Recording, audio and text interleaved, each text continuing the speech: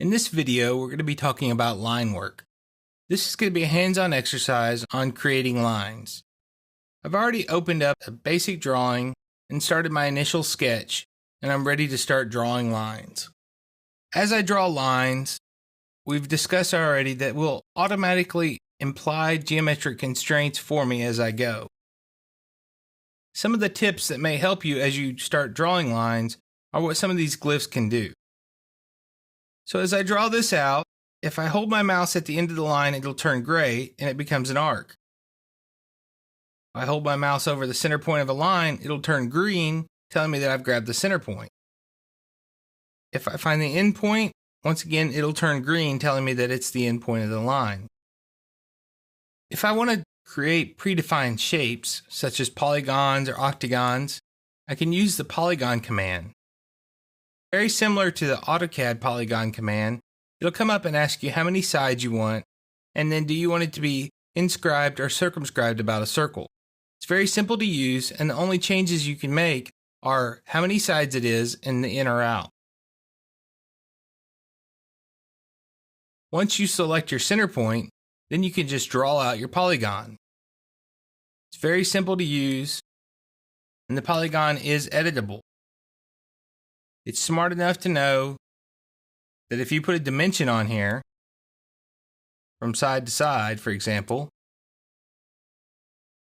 it knows that you want to scale the entire object. It's very intelligent. One of the other options you have with lines in the sketch command are fillets and chamfers.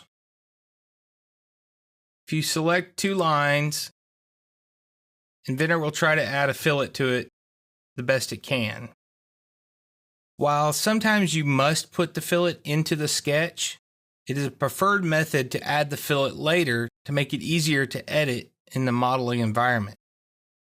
By adding it to the sketch, I'm locking myself down to editing it in the sketch. That can make it kind of difficult to find which sketch it is in a real complex part. So only when necessary do I actually add a 2D fillet into a part. The same goes for chamfer. It works the same way.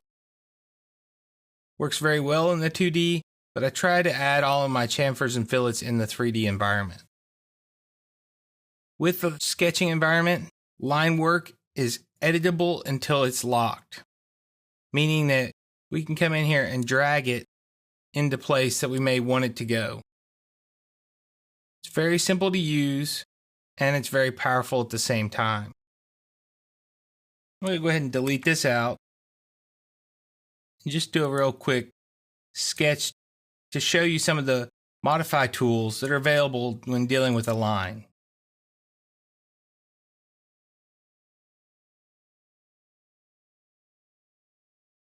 Once you have your lines in here, the most common modify tool is the offset command. Unlike AutoCAD, you don't have to give it a dimension. You can just grab the line and drag it. It'll create a new version of it. To set your distance, you use your dimensional constraints to control it.